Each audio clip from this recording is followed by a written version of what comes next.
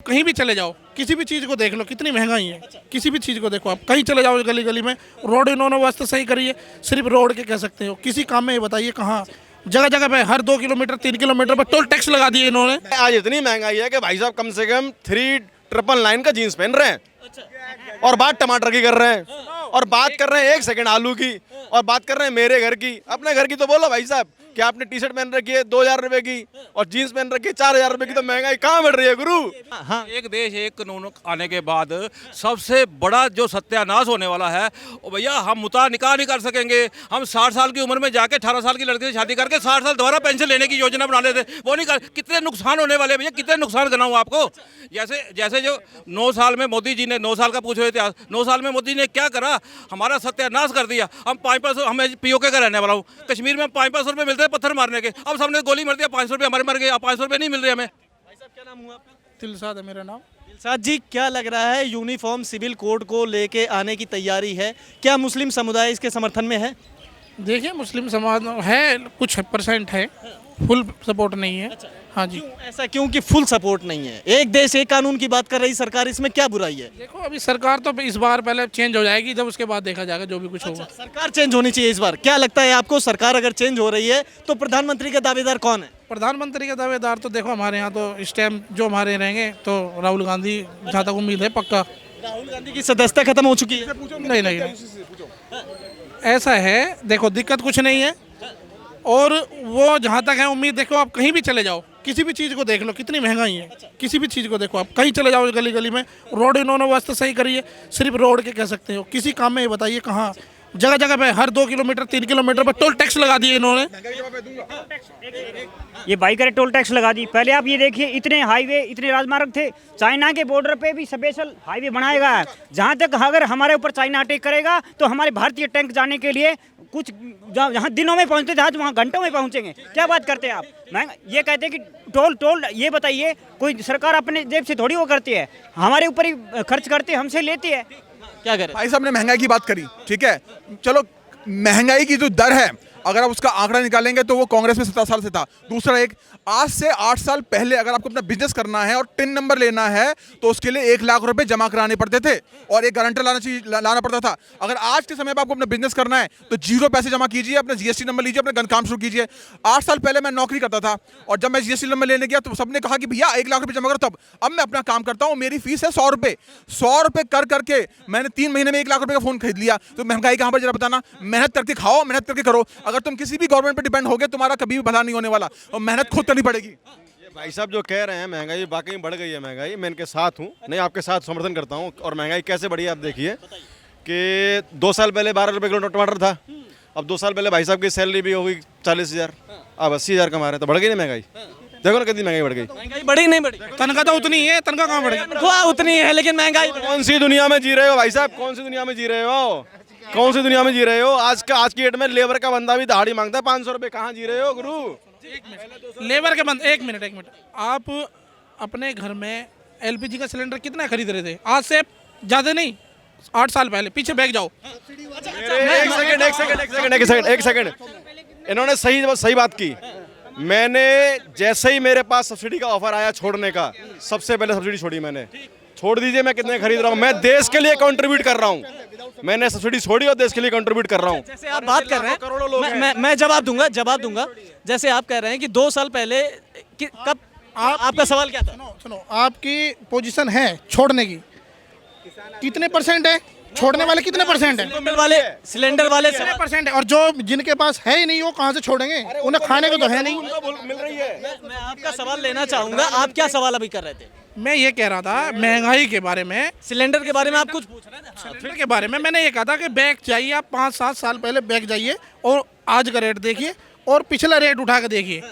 किसी चीज़ में देख ले, चीनी, घी, दूध, दाल, किसी भी चीज़ को उठा के देखिए। और आज इतनी महंगाई है कि आदमी, जो आप महंगाई है, आज इतनी महंगाई है कि भाई साहब कम से कम 3999 का जीन्स पहन रहे हैं और बात टमाटर की कर रहे हैं और बात कर रहे हैं 1 सेकंड आलू की और बात कर रहे हैं मेरे घर की। अपने घर की तो बोलो भाई साहब कि आपने टी शर्ट पहन रखी है 2000 रुपए की और जीन्स पहन रखी है 4000 रुपए की, तो महंगाई कहाँ बढ़ रही है गुरु? महंगाई नहीं बढ़ रही है, लाइफ स्टाइल हमारे देश के लोगों की आगे जा रही है। और वो किसकी वजह से जा रही है?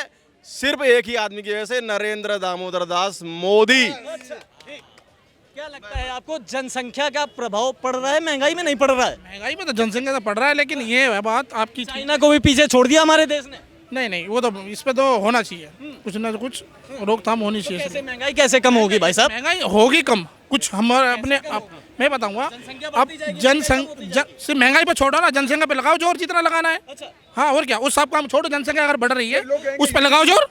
यूसीसी क्यों लेके आ रहे हो? अगर जनसंख्या पे कंट्रोल करेंगे फिर बोलेंगे यूसीसी क्यों लेके आ रहे हो? भाई से कुछ कह रहे हो, सुनो। भाई साहब का कहना है करा दो नसबंदी। बिल्कुल करो, नसबंदी करा दो नसबंदी। 2 के बाद नसबंदी करा दो, हम अग्री है कराने के लिए। अगर मेरे 10 बच्चे हैं और खिलाने के लिए मेरे पास पैसे नहीं है, मैं 5,000 रुपये हर महीने कमाता हूं, तो तुम्हें बच्चे पैदा करने की आवश्यकता क्या? चाहे वो मैं हूं, चाहे ये हो, चाहे कोई भी हो। तो जनसंख्या पे बिल्कुल कानून आना चाहिए। उसके बाद जिसको जरूरत है उसी को आरक्षण मिलना चाहिए, सीधी सी बात है। हाँ, आरक्षण आर्थिक आधार पर मिलना चाहिए। आरक्षण आर्थिक आधार पर मिलना चाहिए। आरक्षण कभी भी जाति के आधार पर नहीं मिलना चाहिए। जो मिल रहा है वो गलत है। उसका रीजन ये है कि ब्राह्मणों में गरीब नहीं है क्या? ब्राह्मणों को आरक्षण नहीं है, बाकी जो हायर कास्ट है उनको नहीं है, नीचे कास्ट को दे दिया गया है। नीचे कास्ट में है जिसका एससी है। अब एससी जो ऑलरेडी डॉक्टर है, उसका बेटा भी डॉक्टर बनने वाला है, वो हॉस्पिटल खोल के बैठा है करोड़ों रुपए का, उसको आरक्षण चाहिए जी। आरक्षण मिलना चाहिए आर्थिक आधार पे। आर्थिक आधार पे आरक्षण होना चाहिए। हाँ, क्या कह रहे हैं? इन्होंने गरीबी की बात करी। गरीबी का मेन कारण है जनसंख्या, उस पे कानून आना चाहिए। उसके साथ साथ आप देखिए कि कोई भी परिवार हो, किसान का कहीं भी उठा लीजिए, जैसे ही वो गांव से बाहर निकलता है, रोड की जो खेती वाली ज़मीन उस पर मकान बना लेता है। ज़मीन जब आपकी कम होती जाएगी, खाने के लिए ऑलरेडी आपका कम हो जाएगा, तो डिमांड जो सप्लाई हो रही है, आज मनरेगा की वजह से किसान कोई भी काम करके राजी नहीं है। उनको फ्री का रोजगार गारंटी मिल गई है। आप खेती कर उनको बुलाने जाओ मजदूरों को, उनके भाव अलग बढ़े होते हैं। किसान खेती करने को राजी नहीं है, तो महंगाई तो बढ़ेगी। आप करिए तो सही। हाँ, एक देश एक कानून आने के बाद सबसे बड़ा जो सत्यानाश होने वाला है, ओ भैया हम मुता निकाह नहीं कर सकेंगे। हम 60 साल की उम्र में जाके 18 साल की लड़की से शादी करके 60 साल दोबारा पेंशन लेने की योजना बना लेते, वो नहीं कर। कितने नुकसान होने वाले भैया, कितने नुकसान गिनाऊं आपको। जैसे जो 9 साल में मोदी जी ने, 9 साल का पूछो इतिहास, 9 साल में मोदी ने क्या करा? हमारा सत्यानाश कर दिया। हम 500, हमें पीओके का रहने वाला हूँ, कश्मीर में 500 रुपये मिलते हैं पत्थर मारने के। अब सबने गोली मार दिया, 500 रुपये हमारे मर गए। अब 500 रुपये नहीं मिल रहे हमें, अब नहीं को दे रहा, हम बेकार हो गए, बेरोजगार हो गए। अब सिलेंडर जो था 400-500 का हम एजेंसी से लेते थे, 1200 रुपये पब्लिक में ब्लैक में बेचते थे। अब भैया पब्लिक को रात को बुक करो फिर आया था, हमारी ब्लैक 800 कहाँ गई, हमारा खत्म कर दिया।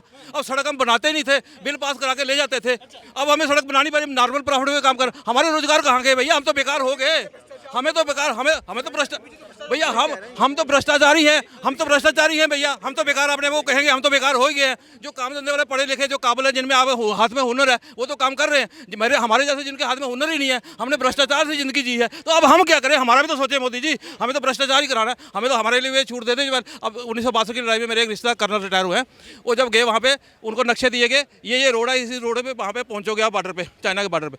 वहाँ कहते हैं हम नक्शे लेके गए, वहाँ पे गए तो आगे सड़क थी नहीं कोई, जो नक्शों में दिखाई दी। क्योंकि सड़कें जो कागजों में बनती थी उनकी पेमेंट हो जाती थी, लेकिन जमीन में होती नहीं थी। जमीन में सड़क नहीं होती थी। 9 साल में क्या बदलाव? महंगाई बहुत ज्यादा है। अच्छा, 9 साल में बदलाव सबसे बड़ा क्या आया? आप ये समझिए कि हमारे आदरणीय राहुल गांधी जी, जो बेसिकली एसी के कमरों में बैठे रहते थे, अपने कार्यकर्ताओं से नहीं मिलते थे, आज जाके ट्रक में बैठ रहे हैं।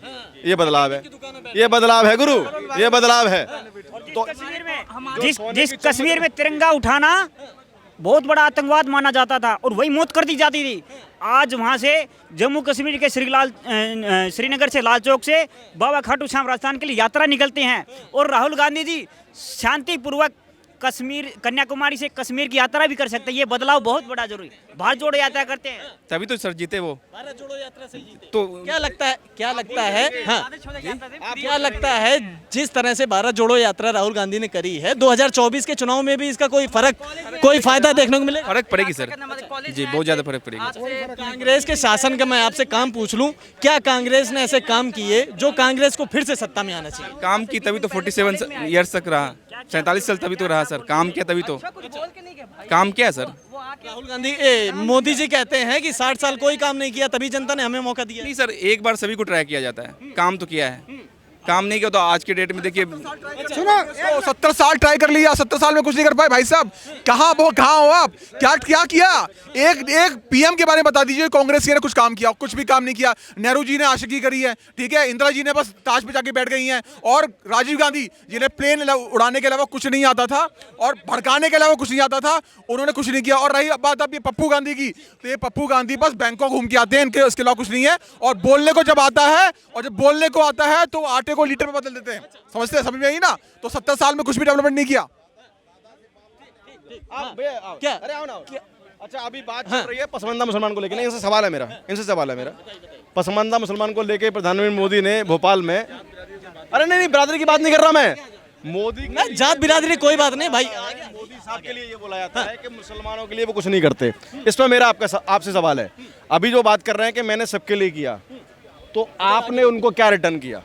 उन्हें आपने कभी गिफ्ट किया वोट अपना? भाई साहब का पूछना है, जिस तरह से प्रधानमंत्री मोदी पसमानदा मुसलमान के समर्थन में उतरते हैं, उनका साथ देते हैं, उनके लिए खड़े होते हैं, तो क्या पसमानदा मुसलमान अब मोदी जी के साथ में? सरकार किसी भी एक पार्टी से और किसी भी एक जाति से सरकार नहीं बनाती, सभी का उसमें समर्थन होता है। एग्जैक्टली सर, ये नहीं कि मैं मुस्लिम हूँ तो मैं राहुल गांधी को पसंद करता हूँ, ऐसा कुछ भी नहीं सर। जब तक जो भी सरकार बनती है उसमें सभी का सपोर्ट होता है, सभी जात बिरादरी, चाहे वो सिख हो, ईसाई हो, ब्राह्मण हो, हिंदू हो, क्रिश्चियन हो, सभी की वो करते हैं, तभी तो सर। मोदी जी द्वारा जो 9 साल में किए गए काम हैं, उसमें कौन से काम आपको नहीं पसंद आए? बस सर सभी काम बेटर है उनका, बट ये है कि थोड़ा सा महंगाई बहुत ज़्यादा है सर। महंगाई है, देख लो आप। महंगाई अगर कांग्रेस आती है तो कांग्रेस सरकार अगर आती है तो महंगाई में काम होगा। अब देखिए सर, वो सरकार पे डिपेंड करती है, सब्सिडी हट गया, क्या थोड़ा सिलेंडर महंगा हो गया। महंगाई बर्दाश्त कर लूंगा, लेकिन 9 साल से तो धमाके नहीं हो रहे हैं, वो बर्दाश्त नहीं कर पाऊंगा मैं। मुझे महंगाई बर्दाश्त कर लूंगा, मैं 200 रुपये किलो आटा दाल ले लूंगा, लेकिन मैं धमाके बर्दाश्त नहीं करूंगा। और मैं एक धर्म के दूसरे धर्म पे आतंक बर्दाश्त नहीं करूंगा, मैं महंगाई बर्दाश्त कर लूंगा। तुमको बर्दाश्त नहीं करनी, तुमसे निकल जाओ यहाँ से। 57 देश बना दिए तुम्हारे लिए। ये एक नेहरू जी के ऊपर आधी बात है। नेहरू जी को पंडित नेहरू बोला जाता था। मतलब पंडित किस लिए बोला जाता था, पंडित का क्या मतलब है, लोग आम समझते भी नहीं है, कुछ समझते होंगे, सब नहीं समझते। पंडित उसे कहा जाता है जो पढ़ा लिखा विद्वान हो और धनाढ्य हो। जिसे पढ़ा लिखा विद्वान और धनाढ्य हो, दोनों चीज़ जिसमें होगी वो पंडित। और जो विद्वान है लेकिन गरीब है, उसे ब्राह्मण। गरीब ब्राह्मण, एक गांव में गरीब ब्राह्मण रहता था, उसे ब्राह्मण।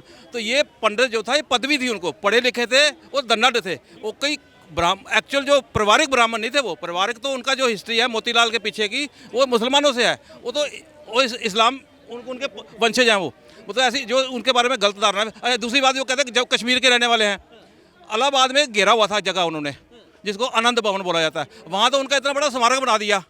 अगर वहाँ कश्मीर में टॉयलेट जितनी भी इनकी जगह होती तो वहाँ कोई स्मारक ना बनता। वहाँ थे कश्मीर के तो है ही नहीं, पता नहीं कहाँ से भगोड़े होके आए।